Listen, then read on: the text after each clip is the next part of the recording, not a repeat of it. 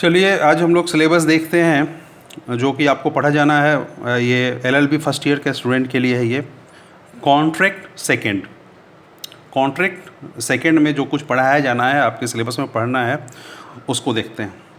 देखिए LLB level पे contract को के दोनों पार्ट को पढ़ना है, contract first and contract second. पहले कॉन्ट्रैक्ट फर्स्ट में ही ये सारे जो सिलेबस आप कॉन्ट्रैक्ट सेकंड के देखेंगे, ये सारे एक ही साथ थे। कॉन्ट्रैक्ट फर्स्ट में एक ही साथ सारे दिए हुए थे, लेकिन अब ये अलग से कॉन्ट्रैक्ट सेकंड आपको पढ़ना है। कॉन्ट्रैक्ट फर्स्ट में जनरल प्रिंसिपल्स आते हैं जो पेपर फर्स्ट के रूप में आपका है, और कॉन्ट्रैक्ट सेकंड जो है पेपर सेकंड, ये आपके यहाँ पे स्पेसिफिक कॉन्ट्रैक्ट्स के बारे में डिस्कस किया गया। स्पेसिफिक कॉन्ट्रैक्ट, खास तरह के कॉन्ट्रैक्ट के बारे में। रोज़मर्रा की ज़िंदगी में आप कॉन्ट्रैक्ट फर्स्ट में जो रोज़मर्रा के कॉन्ट्रैक्ट हो रहे हैं, जैसे आप हर दिन रोज़ कुछ ना कुछ कॉन्ट्रैक्ट की बातें करते हैं। आप बाज़ार से सब्ज़ी लाने जाते हैं तो आप कॉन्ट्रैक्ट कर रहे होते हैं, बाज़ार से आप कपड़े खरीदने जाते हैं तो कहीं ना कहीं कॉन्ट्रैक्ट कर रहे होते हैं। आप प्रॉमिस करते हैं किसी को, और प्रॉमिस करते हैं, अगर वो लीगल प्रॉमिस है तो देन भी क्या हो जाता है, वो कॉन्ट्रैक्ट हो जाता है। कंसिडरेशन है वो कॉन्ट्रैक्ट हो जाता है। तो ये आप रोज़ कर रहे हैं। लेकिन कुछ कॉन्ट्रैक्ट जो स्पेसिफिक कॉन्ट्रैक्ट हैं, जैसे इंडेमनिटी, गारंटी, बेलमेंट, प्लेज, ये सब जो कॉन्ट्रैक्ट हैं, ये सब क्या है, ये स्पेसिफिक कॉन्ट्रैक्ट हैं। इसके साथ साथ आपको कॉन्ट्रैक्ट सेकंड जो सेकंड पेपर है, उसमें आपको पढ़ना है सेल ऑफ गुड्स के बारे में और एक पार्टनरशिप एक्ट, ये पढ़ना है। तो चलिए देखते हैं क्या क्या है सिलेबस में जो हम लोगों को पढ़ना है। कॉन्ट्रैक्ट सेकंड जो है वो पूरा पेपर सेकंड है, और पूरा ये 100 मार्क्स का आपके क्वेश्चन पूछे जाएंगे एग्जामिनेशन में, और इसमें कम से कम आपको पास करने के लिए 36 मार्क्स चाहिए होगा। कॉन्ट्रैक्ट सेकंड का जो पहला यूनिट है, उसमें है contract of indemnity and guarantee. Contract of indemnity and guarantee में आपको ये चैप्टर 8 में पढ़ाया जाएगा। है चैप्टर 8 में है ये 124 से लेकर 147 सेक्शन तक, सेक्शन 124 टू सेक्शन 147। इसके अंतर्गत आपको meaning, distinctions between indemnity and guarantee के बीच में क्या डिस्टिंक्शंस हैं, और काइंड्स ऑफ गारंटी, गारंटी कितने तरह के होते हैं, तो ये आप देखेंगे।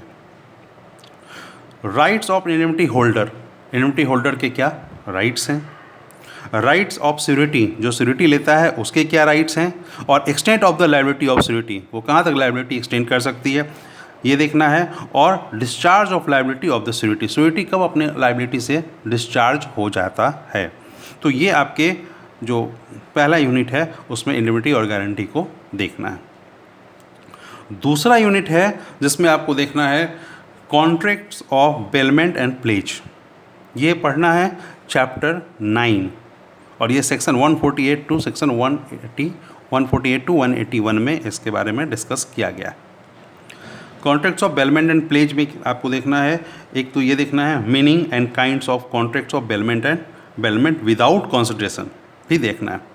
Meaning and kinds of contracts of bailment तो देखना है, और क्या बेलमेंट विदाउट कंसिडरेशन भी हो सकता है। हम लोगों ने देखा था कि कॉन्ट्रैक्ट जो है उसमें कंसिडरेशन होना ही चाहिए, लेकिन क्या without bailment consideration, without consideration bailment हो सकता है। दूसरा है rights and duties of bailor and bailee, duty और राइट्स दोनों, बेलर और बेली के क्या ड्यूटी हैं और क्या राइट्स हैं, इसको हम लोग देखेंगे। Termination of contracts of bailment, क्या बेलमेंट, कॉन्ट्रैक्ट ऑफ बेलमेंट का टर्मिनेशन होता है, हो सकता है, होता है तो क्या क्या उसके प्रोविजंस हैं, उसके क्या प्रभाव हैं, उसको देखेंगे।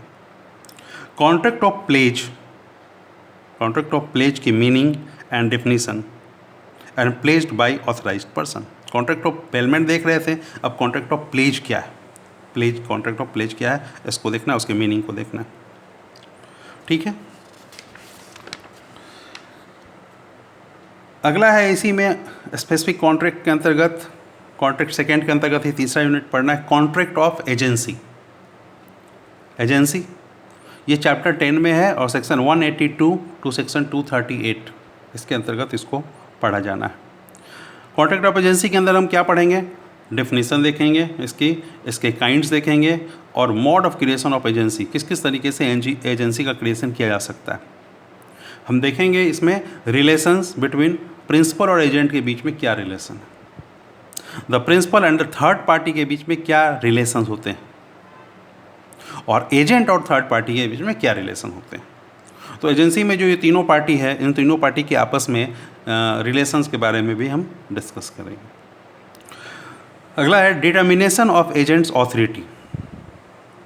अभी डिटर्मिनेशन ऑफ एजेंट ऑथोरिटी कैसे? Bye act of parties, party के एक्ट से, और bye operation of law, law से कैसे होगा, और क्या इरेवोकेबल ऑथोरिटी है क्या है, तो इनको भी देखेंगे हम यहाँ पे।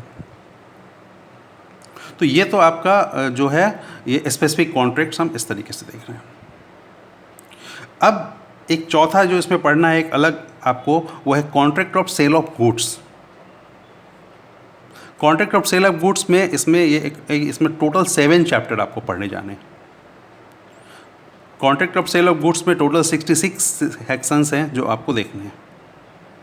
इसके अंतर्गत आपको देखना है सेल की मीनिंग, डेफिनेशन और इसके जो एलिमेंट्स होते हैं वो, agreement to sale, hire purchase के बारे में, agreement and a contract for work and labour meaning and distinctions from sale, इसको देखना है, सेल से इसका क्या अंतर है।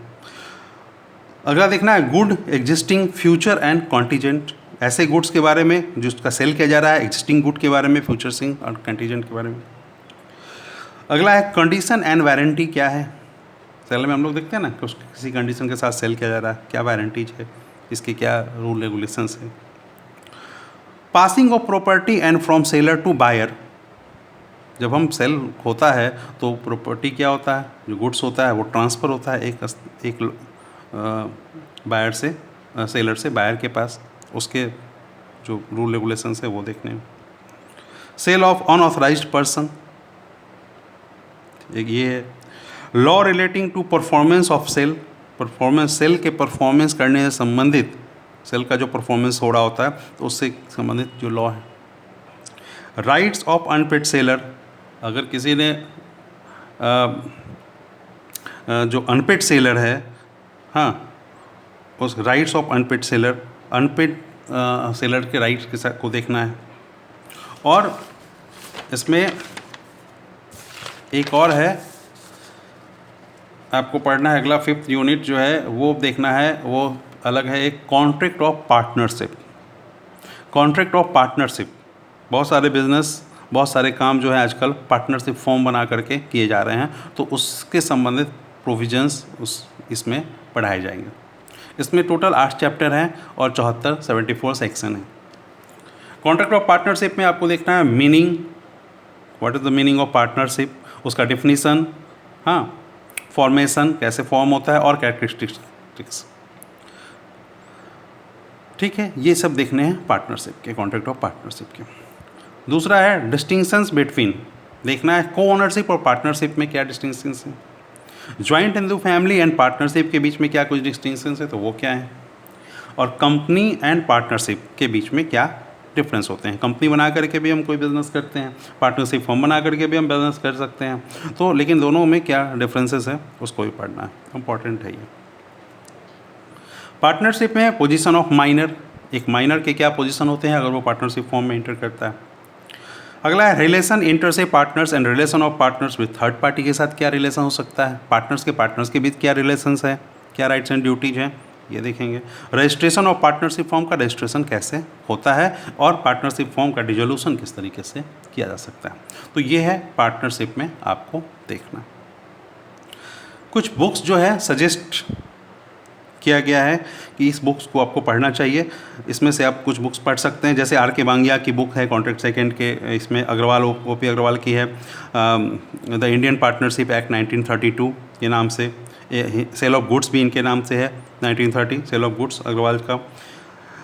कपूर की बुक आती है मर्केंटाइल लॉ, अवतार सिंह की लॉ ऑफ पार्टनरशिप आप ले सकते हैं। अवतार सिंह की एक और बुक है कॉन्ट्रैक्ट एक्ट सेकेंड, हिंदी में भी आती है संविदा विधि। राठी की बुक है संविदा विधि सेकेंड, और कपूर की संविदा विधि हिंदी में भी आती है। तो ये कुछ बुक्स हैं, सजेस्ट बुक हैं जिसको आप ले लें इसको पढ़ने के लिए। लेकिन इसके साथ साथ आपके पास बेयर एक्ट होना चाहिए। बेयर एक्ट क्या है? बेयर एक्ट जो कानून बने हुए हैं, हूबहू कानून बने हुए हैं, जैसे द इंडियन कॉन्ट्रैक्ट एक्ट 1872 का बेयर एक्ट आप एक ले लें, sale of goods act 1930 and Indian partnership act 1932। ये बेयर एक्ट, तीनों बेयर एक्ट आपके पास होना चाहिए जिसमें ये सारे एक्ट जो हैं वो दिए हुए। तो ये आपको पूरा पढ़ना है कॉन्ट्रैक्ट एक्ट सेकेंड में। कॉन्ट्रैक्ट एक्ट सेकेंड में आपको एक तो पढ़ना है कॉन्ट्रैक्ट, स्पेसिफिक कॉन्ट्रैक्ट पढ़ना है, और दूसरा आपको पढ़ना है सेल ऑफ गुड्स, ये contract of sale of goods and contract of partnership. Contract of partnership में क्या क्या पढ़ना है मैंने बता दिया। Contract of sale of goods में ये पढ़ना है, यहाँ contract of sale of goods, and contract जो स्पेसिफिक कॉन्ट्रैक्ट है उसमें आपको पढ़ना है immunity and guarantee, contracts of bailment and pledge and contract of agency. मतलब ये 3 यूनिट के अंतर्गत आपको स्पेसिफिक कॉन्ट्रैक्ट पढ़ने हैं, चौथा यूनिट में contract of sale of goods पढ़ना है, और 5वें यूनिट्स में आपको पढ़ना है कॉन्ट्रैक्ट ऑफ पार्टनरशिप। 100 अंक का ये प्रश्न आपसे पूछे जाएंगे फाइनल एग्जामिनेशन में, और आपको कम से कम 36 अंक चाहिए होंगे पास करने के लिए। So thank you.